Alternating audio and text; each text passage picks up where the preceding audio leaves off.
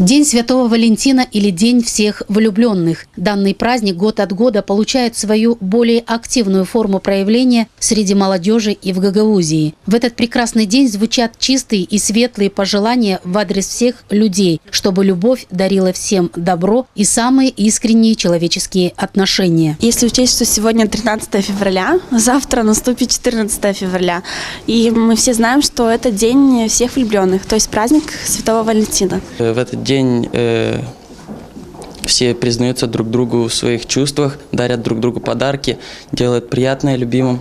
Это День Святого Валентина, День влюбленных всей молодежи, так сказать.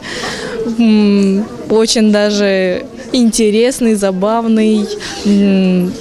Студенты, думаю, будут очень рады провести этот день со своими любимыми, посвятить им некоторые поздравления. Завтра Северный день влюбленных, и я поздравляю все этим любовь праздника.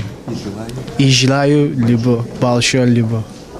Все влюбленные в этот день дарят друг другу ласку, доброту, море любви, пытаются в этот день быть вместе, вдвоем, подарить друг другу воспоминания хорошие, связанные с этим праздником. Конечно же, в этот день каждый должен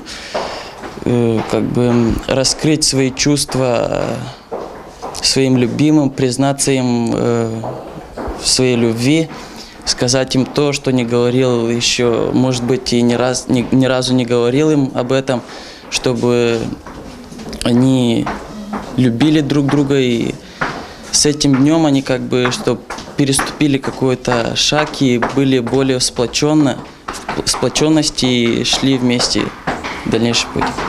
Любовь все-таки мы посвящаем этому чувству всю свою жизнь, так сказать. Без этого никак.